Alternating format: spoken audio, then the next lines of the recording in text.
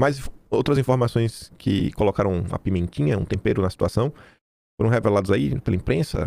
O SBT News postou as imagens que dá pra ver basicamente os mais diversos nomes. A agenda de Vorcaro tem ministros do Supremo, cúpula do Congresso e governadores. E gente que é vereador também, um monte de gente, empresário. Aí a Tsui colocou ali do SBT News. Quem quiser ir ver diversos nomes que estavam no celular do Paquito, vai lá no tweet da Tsuki, olha que as informações estão lá. Falando da cúpula do Congresso, Vorcaro relatou reunião na residência oficial do Senado e reencontro em 3 dias. Batoré. Enfim, o Paquito relatou em conversa por mensagem com a namorada que teve a reunião na residência oficial do Senado em Brasília em 3 de agosto de 25, um sábado, e que outra ficou marcada para dali a 3 dias. Na mensagem, o banqueiro não cita o nome do Batoré. Ele diz que o encontro durou até meia-noite e que foi bom. Terça teremos outra. Imagina aí, né? Como foi essa reunião. A modelo influenciadora digital Marta Graef pergunta se o namorado fez aquilo, de aparecer sem saber. E ele responde sim. O bicho é cara de pau, né? Chegou lá de noite. Ei, Batoré! Abre a porta aí, irmão. Vem tomar uma. Ai. A conversa também conta com relatos de Vorcaro sobre reuniões, das quais participaram Hugo Mota. Em uma delas, diz ter visitado Hugo em um jantar com empresários na residência oficial. Em outra, sem menção explícita sobre quais seriam os interlocutores, afirma que estava em casa e que acabou chegando Hugo e Ciro aqui para falarem com Chandex. A William Vac vem para criticar que o celular do Paquito revela o submundo do poder. Não há dúvidas. Mais de que o celular de Paquito é um caso de como a realidade supera a ficção. E que a polícia Estrela da Linha entregou, em parte para uma CPI, é um roteiro prontinho de um filme sobre a promiscuidade entre endinheirados através de esquemas fraudulentos e poderosos e o menor pudor de levar dinheiro e trabalhar para fraudulentos. O que se encontra nas mensagens extraídas do celular é uma descrição detalhada de um ambiente de corrupção vista com a maior naturalidade. E abrange não só políticos, para os quais a principal motivação sempre foi a de apenas se preocupar com negócios, mas também dão conta essas mensagens de uma relação, no mínimo promíscua, lá vem essa palavra de novo, entre o banqueiro, chefe de uma organização criminosa e a mais alta magistratura do país. Leia-se Supremo. Ontem eu vi uns isentões postando a foto daquela Fátima Tubarão, aquela que cagou lá no Supremo, dia 8 de janeiro, falando que ela era heroína nacional. Deixa eu ver aqui, peraí. Esse aqui, acho que é importante.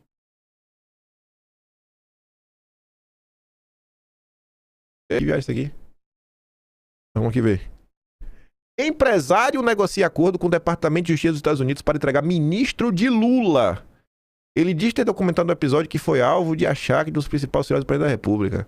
O importante empresário brasileiro decidiu negociar um acordo com o Departamento de Justiça dos Estados Unidos para entregar provas de como foi achado achacado por um dos principais ministros de Lula. Tudo foi devidamente registrado e documentado pelo empresário. O caso é tão comprometedor que envolve uma grande banca de advocacia brasileira e um conhecido advogado em Brasília com trânsito no Senado. Sem maiores informações. Rapaz, que viagem é essa? Lula tá difícil, viu, Lula? E olha, gente, que a gente não tá nem falando do caso do Lulinha, que até o Jornal Nacional ontem meteu pro Brasil inteiro ver as movimentações financeiras do filho de Lula em apenas uma de suas contas. Apenas uma de suas contas.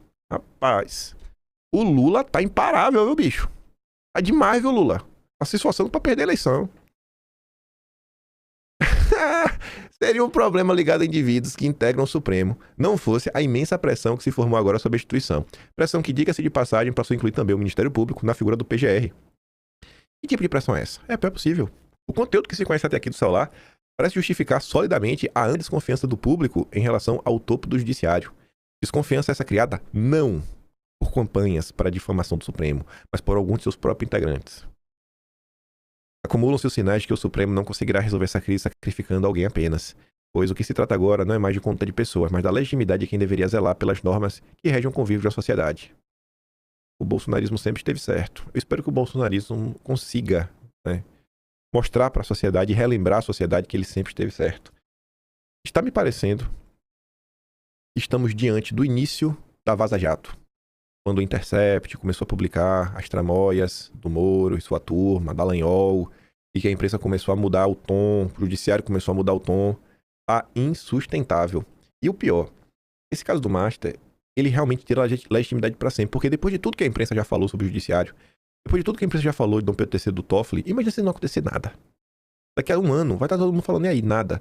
A cada entrevista vai ser uma oportunidade de alguém falar na cara dos jornalistas e do grupo de imprensa que eles estão compactuando com esse tipo de gente que eles até então estavam reclamando diante de um acordão. Eu acho que a imprensa já cruzou a linha que eu não sei se a imprensa consegue voltar. A não ser que você tenha vários Reinaldos Azevedo, que... O Reinaldo Azevedo é mestre, né? De mudar de opinião. Aí, essa informação eu recebi ontem cedo. Eu nem vi que o Lauro já tinha publicado. Eu tenho a do Flávio também. Caso Master e Lulinha fazem menções negativas a Lula explodirem nas redes sociais. Um levantamento inédito da plataforma Brandwatch revela que 93% das menções a Lula foram negativas. 93, gente. E nos levantamentos anteriores... Ó, eu tenho alguns anteriores. Eu pego aqui pra falar pra vocês. Ó. Olha aqui o do Flávio, né? O do Flávio... Enquanto o Lula, o completo, o Lula teve 5% de positivas, 2% de neutras, 93% de negativas. E um alcance de 153,9 milhões, não sei se de pessoas, né? Só colocou assim, alcance. Aí tem as narrativas, principais narrativas que caíram no colo do Lula. Forte repercussão, novos fatos envolvendo o filho do presidente. E o cancelamento da quebra de sigilo pelo Supremo. Críticas à política externa do governo, no caso do Irã. E tentativa de envolver o Lula e partido do governo, escândalo do Banco Master, resgatando informações passadas que surgem em tal fato, tá? Já o Flávio Bolsonaro teve um alcance menor, 25,3%, mas 80% das menções foram positivas, 3% neutras e 17% negativas. Deixa eu ver aqui pra vocês terem ideia, ó. 93 negativa, cara, isso não aconteceu em lugar nenhum. Não sei que minha mensagem apagou, deixa eu ver. Não, acho que tá aqui. Deixa eu ver, ó. Do Lula, outra aqui eu tenho, ó. Menções, 70 mil, alcance 37 milhões, positivas 48%, neutras 22%, negativas 30%. Deixa eu ver se eu acho outra. Flávio. Outra do Lula. Alcance, nossa, aqui alcance foi gigantesco, 2,95 bilhões. Foi no Carnaval, isso foi do Carnaval. 29% positivas, 6% neutras, 65% negativas. Cara, 93% negativo é assustador, é surreal. Surreal, velho. Lula tá se esforçando pra perder, viu? Hoje, o desgaste do Supremo é também o do governo Lula. Porque é uma coisa só. Minoritário no Congresso, Lula nunca escondeu propriamente que vivia numa espécie de aliança informal com o Supremo. Havia sempre uma certa segurança de que o Supremo estaria do seu lado em caso de derrotas no parlamento ou em situações controversas na sociedade. Hoje mesmo, Flávio Dino validou a quebra do filho de Lula com na CPI do INSS. Mas essa estratégia entre os dois poderes contra deputados e senadores, neste momento, possui um ônus fatal. A crise total enfrentada pelo Supremo draga o Palácio do Planalto para o mesmo pântano. Dom Pedro III, neste momento, está sob os escombros do escândalo do Banco Master.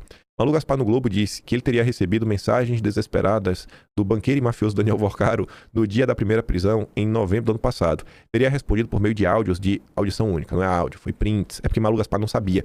Malu Gaspar, é porque aqui foi o problema, né? A primeira nota, ela não explicava como foi a visualização única. Ela só falava visualização única. Então, esse aqui achou que era áudio, a Helene Cantelli achou que era a própria mensagem. Essas matérias foram escritas antes da... Foi hoje, né? Hoje, de madrugada. Sexta-feira nunca decepciona.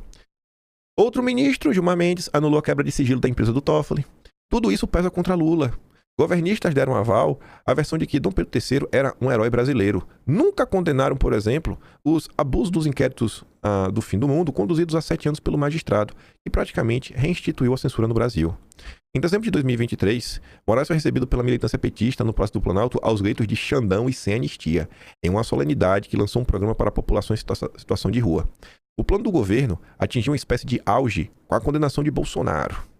O Supremo havia se tornado o grande salvador da democracia, também pela narrativa oficial. Seus 11 integrantes pareciam intocáveis e talvez fosse assim até hoje, se não existisse um obscuro banqueiro de Belo Horizonte que aparentemente resolveu subornar o máximo de poderosos possíveis para salvar sua instituição prestes a quebrar por fraudes múltiplas. Hoje, apontam-se os culpados e cúmplices responsáveis pelo maior escândalo financeiro da história do Brasil. Esquerdistas apontam para direitistas e empresários, direitistas para esquerdistas e o Supremo, jornalistas mais independentes para jornalistas cooptados, governistas para oposição, oposição para governistas, empresário para funcionários públicos, todos atiram contra todos. É uma cena que lembra a cena ápice do filme Cães de Aluguel, do Tarantino, em que praticamente todos morrem no final. Nessa analogia, governo e Supremo estão abraçados na mesma linha de tiro.